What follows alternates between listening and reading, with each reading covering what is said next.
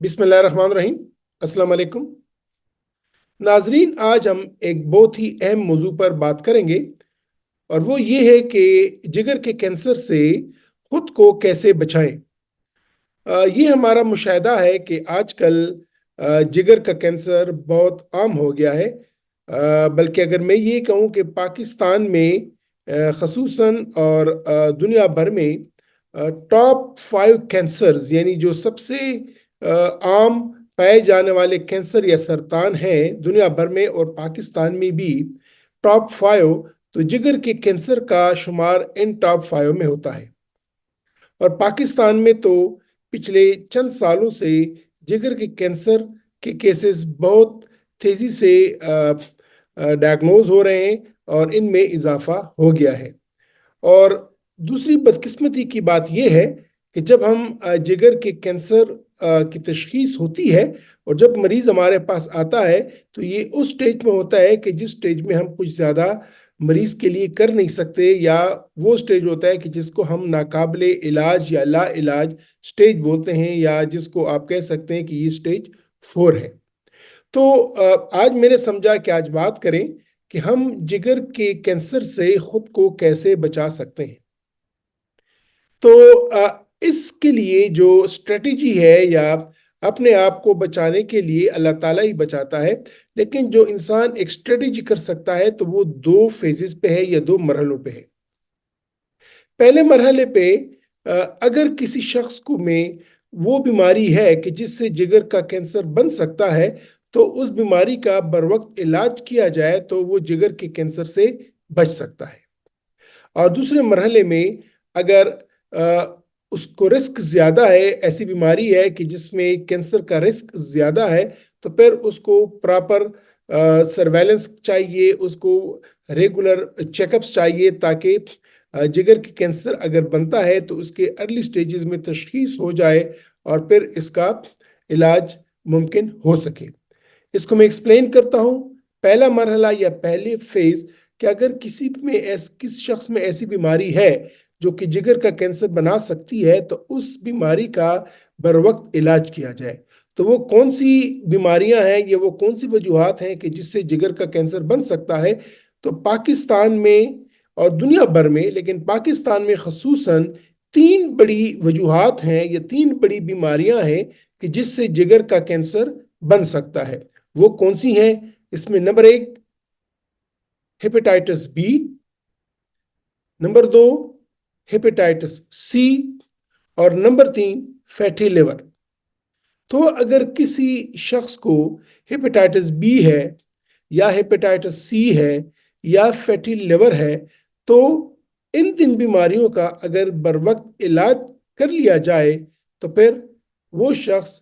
जिगर के कैंसर से उम्मीद है कि वो बच सकता है। अब मैंने कहा बर वक्त इलाज किया जाए। बर वक्त इलाज का मतलब ये है कि हेपेटाइटिस बी, हेपेटाइटिस सी और फैटी लिवर का उस स्टेज पर उस स्टेज पर तशखीस की जाए कि जिस स्टेज पर इसने जिगर को नुकसान नहीं पहुंचाया। तो इसकी तशखीस कैसे मुमकिन होगी? इसकी तशखीस के लिए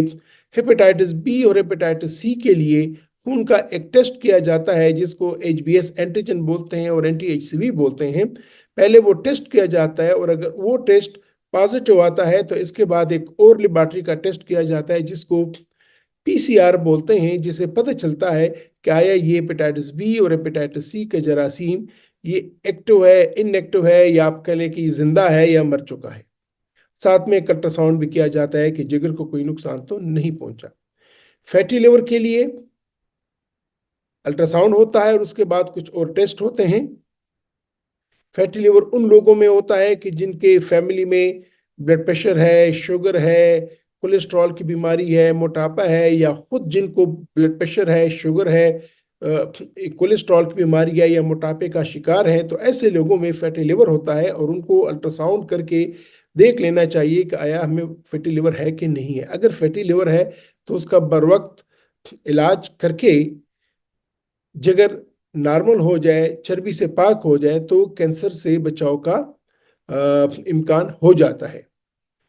अब आइए हेपेटाइटिस बी और हेपेटाइटिस सी ये किन लोगों को होता है या किन लोगों को ये टेस्ट करने चाहिए। कि उन लोगों को टेस्ट करने चाहिए कि अगर किसी की फैमिली में हेपेटाइटिस बी या हेपेटाइटिस सी का मरीज हो, या अगर किसी को कोई सर्जरी हुई हो, दांत की सफाई हुई हो, या कोई और सर्जरी हुई हो, या किसी को अगर किसी वजह से खून लगा हो, इंतकाल खून हुआ हो, या कोई और माइनर सर्जरी हुई हो, या वो अमूमन किसी बीमारी की वजह से रेगुलर इंजेक्शन लगाता हो, तो ये ऐसी वजूहात हैं कि जिनकी वजह से हेपेटाइटिस बी और हेपेटाइटिस सी हो सकता है। याद रखिएगा कि हेपेटाइटिस बी और हेपेटाइटिस सी अगर किसी को हो जाए तो ज़रूरी नहीं है कि इसके आंखों में पीलाहट आ जाए, उसको यरकान हो जाए। अमूमन हमने देखा है कि हेपेटाइटिस बी हेपेटाइटिस सी हो चुका होता है, लेकिन उस मरीज को याद ही नहीं रहता कि मुझे कभी हेपेटाइटिस बी या हेपेटाइटिस सी या यरकान हुआ है। अमूमन पता उस वक्त चलता है कि जब वो कोई टेस्ट करते हैं, वीज़े के लिए अप्लाई करते हैं, या किसी को खून देते हैं और उसका टेस्ट किया जाता है, या कहीं कोई सर्जरी वगैरह उसकी हो रही है और उसका टेस्ट किया जाता है, स्क्रीनिंग टेस्ट होता है, तो फिर पता चलता है कि इसको तो हेपेटाइटिस बी या हेपेटाइटिस सी है। हमारी बहनें अमूमन जो कि हमल के दौरान जब वो डॉक्टर के पास जाती हैं और वो जब उनके टेस्ट करते हैं तो फिर पता चल जाता है कभी कभार कि इनको तो हेपेटाइटिस बी या हेपेटाइटिस सी है। कहने का मतलब ये है कि हेपेटाइटिस बी और हेपेटाइटिस सी काफ़ी अरसे तक, कई सालों तक इसकी कोई इलामात नहीं होती और अंदर अंदर ये जिगर को नुकसान पहुंचा सकती है। तो अगर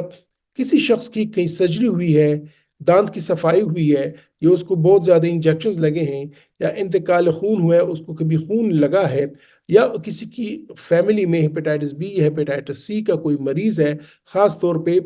मियाँ बीवी में से अगर किसी एक को हेपेटाइटिस बी हेपेटाइटिस सी का मरीज है, या हेल्थ केयर वर्कर्स हैं, तो ऐसे लोगों को चाहिए कि अपना अपना हेपेटाइटिस बी और हेपेटाइटिस सी का स्क्रीनिंग टेस्ट करें, इलाजा पे टेस्ट करें। अगर वो पॉजिटिव आता है तो उसका बाकी डॉक्टर से मुआयना करके, अगर खुदा न खास्ता हेपेटाइटिस बी हेपेटाइटिस सी की बीमारी एक्टिव है तो वो इसका बर वक्त इलाज करे, ताकि इसका जिगर ख़राब होने से बच जाए। और फिर जिसको ख़राब होने से मुराद हमारी सिरोसिस है, क्योंकि अगर वो सिरोसिस बन जाएगा तो चांस होता है कि जिगर का कैंसर बन सकता है। और इसी तरह फैटी लिवर मैंने आपसे डिस्कस किया। तो पहले फेज में हेपेटाइटिस बी, हेपेटाइटिस सी और फैटी लिवर की बीमारियों की बर वक्त तशखीस और इनका इलाज ही एक जरिया है कि जिस जरिए से हम जिगर के कैंसर से अपने आप को बचा सकते हैं। अब अगर किसी शख्स को लिवर सिरोसिस हो चुका है, आया उसकी तशखीस लेट हो गई, या उसने दवाइयाँ ली थी हेपेटाइटिस बी हेपेटाइटिस सी की और वो कारगर नहीं हुई, और उस शख्स का जिगर सिकुड़ गया है, सिरोसिस हो गया है, तो अब क्या करना चाहिए। सिरोसिस, हर सिरोसिस का मरीज, उसमें मुख्तलिफ पेचीदगियाँ हो सकती हैं, जिसमें गनूदगी हो सकती है जिसको हेपेटिक इंसेफेलोपैथी बोलते हैं, उनकी उल्टियाँ आ सकती हैं जिसको हेमेटेमेसिस या मेलेना बोलते हैं, उसके पेट में पानी जमा हो सकता है। लेकिन ये तमाम जितनी भी इलामात कम्प्लिकेशंस हैं, उनका बहुत कामयाब इलाज किसी भी मरहले पे हो जाता है। लेकिन उसकी जिगर में अगर कैंसर बन जाए और उसकी तशखीस अर्ली डिटेक्शन ना हो, इब्तदाई मरहले में ना हो, तो फिर होता क्या है कि उसका इलाज मुमकिन नहीं होता। तो अगर किसी शख्स को सिरोसिस हुआ है किसी भी वजह से, चाहे हेपेटाइटिस बी था, हेपेटाइटिस सी था, फैटी लिवर था, या कुछ और वजूहात थी, तो ऐसे शख्स के लिए, ऐसे मरीज के लिए लाजमी होता है कि वो रेगुलरली डॉक्टर के पास जाए, और डॉक्टर उसको बुलाएगा हर 3 महीने या 6 महीने बाद। और मकसद ये होगा, उसकी जिगर के लिए अल्ट्रासाउंड करेगा, कुछ और खून के 1-2 टेस्ट करेंगे, और उससे पता ये चलेगा कि खुदा न खास्ता इस मरीज की जिगर में कोई गिल्टी तो नमूदार नहीं हुई। अगर कोई गिल्टी, छोटी सी गिल्टी, छोटा सा दाना नमदार हुआ है, तो फिर उसका सीटी स्कैन वगैरह कर लिया जाता है, ताकि अगर खुदा न खास्ता वो जिगर का कैंसर है तो इब्तदाई मरहले में ही इसका इलाज हो जाए। क्योंकि जिगर के कैंसर का इब्तदाई मरहले में नहायत कामयाब इलाज मौजूद है, अल्हम्दुलिल्लाह पाकिस्तान के हर शहर में मौजूद है, और जिसकी वजह से उसकी नॉर्मल लाइफ वो गुजार सकता है। तो नाजरीन,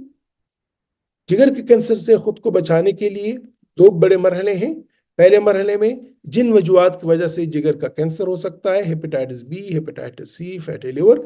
इन बीमारियों की बर वक्त तशखीस और इलाज ही एक जरिया है कि अपने आप को जिगर के कैंसर से बचाएं। اور دوسرے مرحلے میں اگر کسی کو سیروسس ہو چکا ہے، کسی کا جگر سکڑ چکا ہے، تو پھر اس کو ریگولرلی ہر 3 سے 6 مہینے بعد جیسے ہی اس کا ڈاکٹر اس کو بلاتا ہے اس کے پاس جانا چاہیے، تاکہ اس کا ریگولر الٹرا ساؤنڈ ہوتا رہے اور خون کے 1 2 ٹیسٹ ہوتے رہیں، تاکہ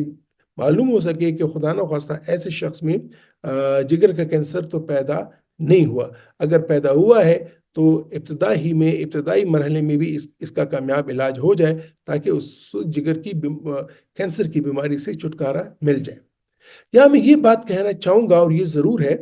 کہ یہ جو میں نے کہا hepatitis B, hepatitis C, fatty liver, cirrhosis, یہ تو عام وجوہات ہیں، یعنی اگر 100 میں سے دیکھیں تو